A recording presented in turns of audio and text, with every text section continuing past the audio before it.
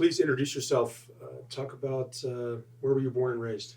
Yes, my name's Bradley Scheckler, D. Scheckler, and I was born in Missoula, Montana, back in the early 70s, and 17 years in Missoula, Montana, in the country. It was a wonderful life. Everybody working together, everybody sits down at the table together. Nobody leaves till everybody does their chore, and we had to do chores before we went to school, did our chores, back to the farm. It was really a tight community. Everybody knew, aware of everybody, and it was actually wonderful. It was in the 70s, and I'm grateful that I experienced that lifestyle, that family traditions, and they keep it going and everything. And it's good. We raised animals, had vegetable garden, had on in spring, and to be truthful, in high school I was an honor roll student, and that's kind of hard to believe. Most farm students that I know, I was in the FFA for 3 years, horticulture environmentalist, all through high school, and I was in the FFA. I appreciate that because I work with animals. I worked with animals growing up, so I was good. I'd take them to the fair every year, all that good stuff, and I'm grateful. And I was closely knitted with my sisters and my brothers growing up. We did everything together. That's great.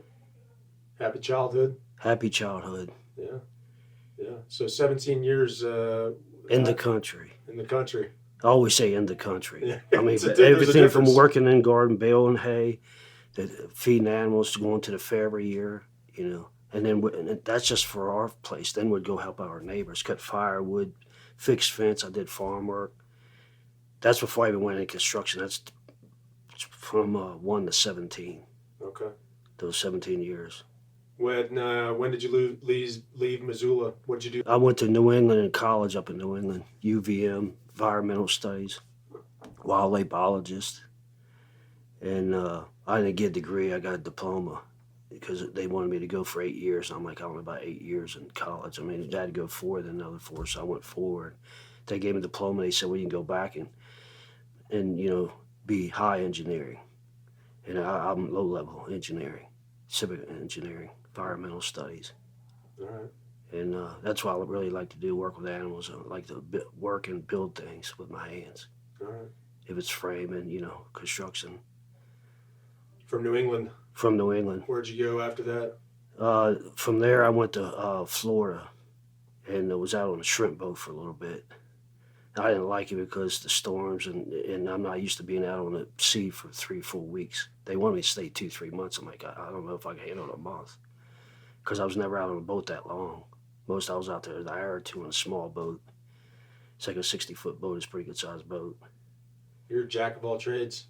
You could say I'm multi-talented, and I like to learn new things. It keeps my mind active, and not just that, but the more I learn, the more I can be benefit to a company or benefit to others. Yeah. If I understand what I'm doing. Sure. That's the main things. I have to understand what I'm doing, not just do work. You have to understand it. And then the key thing is to give it back, pay it forward. Yeah. And I'm grateful to do that. After I learn something, then I'll pay it forward to somebody else. That's a valuable That's lesson. in my path. Not anybody, those that's in my path or those I work with. Could be somebody at church, could be somebody on my softball team at church, could be somebody I do ministry work. Those that are in my path. Yeah. I like to intertwine with, and I like to pass it on, because there's people that took their time out to teach me things, so I have to be willing to help others. That's right. That have disabilities or people that are just slow learners. How did you get out here to Denver? I took the train from D.C.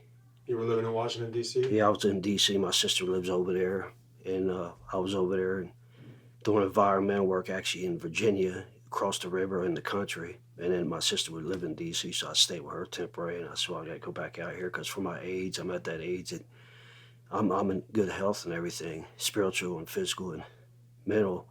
It's just I'm going to stay for a while. And I've been to Colorado. It was like 15 years ago. I used to live in Fort Collins. Okay. Nice college town.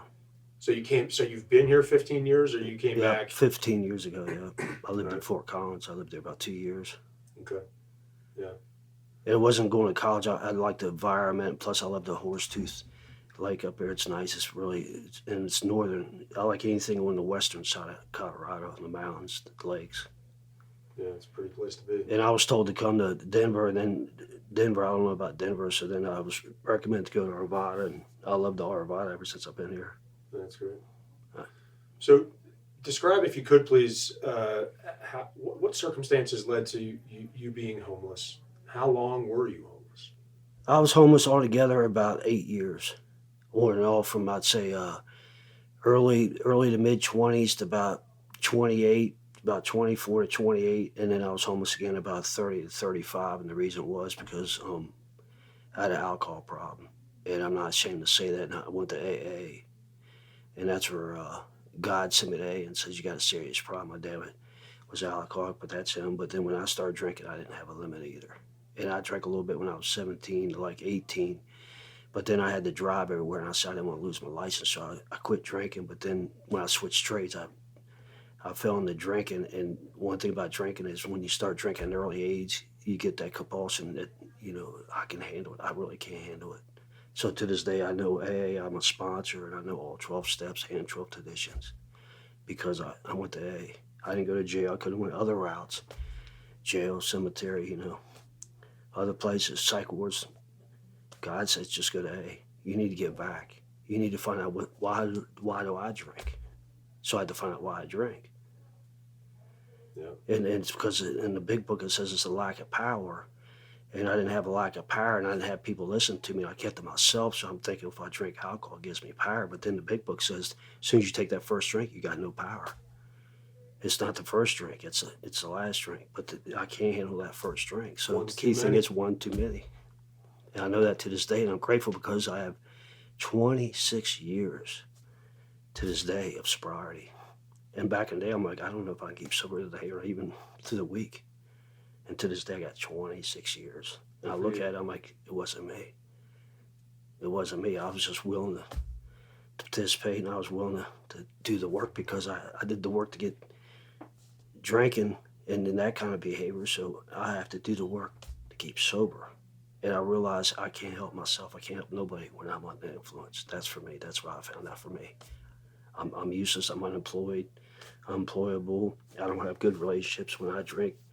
It's not good for me at all. And I'm grateful that I gave it up before it made it into me, before I get in a tragedy or get in an accident, things like that. Sponsors, if those I sponsor 8 people. And if they don't keep sober, I'm keeping sober. That's what it says in the big book of A. If I'm keeping sober, I'm doing my part. Because I can't keep nobody sober. I can't get nobody drunk. I can't get nobody sober. I can show them what works for me. It's a suggestion. That's what works for me. Yeah, I don't tell nobody how to do it. I just give them a suggestion how I do it. That works for me. Yeah. It's good, man. It's Yeah. a good way to live. It is. How did you find, let me back up for a second. So you described your that circumstance leading to your homelessness. How did you find Mission Arvada? Were you homeless in Arvada and then you found the mission? Yes, I was homeless in Denver about 2 months and 2 weeks. And I realized that Denver's not for me. My connection's not in Denver. AA's in Denver. There's concerts in Denver. I can reach people. There's art in Denver. There's a lot of good things. College in Denver. The work that I do, I have to go to a smaller town because I'm used to working with small groups, anywhere from 3-4 people. I can't work with 30-40 people. It's just too many different personalities. And for me to keep sober, I have to have the right personality. Not somebody else's personality. I gotta have the right personality for me.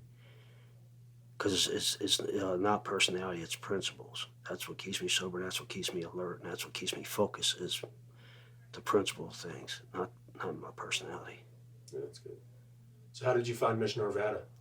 I found it actually in Denver. I was at St. Francis, and I had some paperwork handed to me, and they said, you can look for a place up in Arvada. And I said, I've never been there. And I had to locate the train, I had to locate RDA, and I had to get a map on a piece of paper somebody put on the computer. And they gave me the information to get up here, and I came up here, and I said, man, my first thing I got off the TD train, I said, I'm back in the country again. So right there, I started feeling better. It's like sunshine. A light lit up and says, I need to be up. God says, I need to be up here. Because on my own, Denver's not a good place, and I don't need to go backwards at all. Right. because I'm here to go forward, not backwards. So that mission got you to this place, to this Yes. church. They gave me the directions to get here. They didn't give me no recommendation. They didn't tell me who to talk to. They just said go up there and talk to the right people and you'll get help. And that's how it started. So maybe talk a little bit about how Mission Arvada has helped you.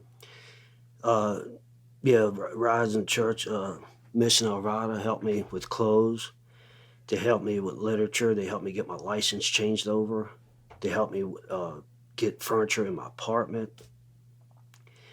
They had somebody here I can talk to. Not, I wouldn't say a counselor, not a counselor. I'd say more like a representation of somebody representing me, because I don't need a lawyer. I need somebody to help me find a place to stay. They helped me get a place to stay. They gave me a recommendation where a place to stay. I went to talk to the manager, and they said, if everything goes good, you come back. And I end up getting a place, and everything lined up really smooth. For me being here, like first 3 times I came here, everything went smooth all 3 times, and it was a benefit every time. So I realized that's the trail I need to be on, because I was guided right. Had the right information, not the wrong information. In Denver, I had the wrong information on certain things, but that's fine because I work with a lot of people. I need to work with less few people and people that's more aware of what's going on, so I can be aware.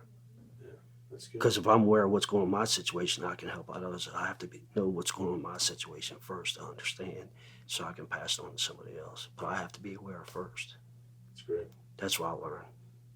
I can't go around like my head's in the cloud. I can't be in the fog. I can't be what's going on. I have to know as soon as I get up in the morning what my plan is for that day, because I have a purpose and I'm accountable to reach certain people, to give my testimony, to give good encouragement. I'm inspiration. I write poetry. I do. I read a lot, and I'm actually grateful to share with others, because some others I met, they don't like sharing, and I don't mind sharing good information or the truth if somebody needs to know about the truth.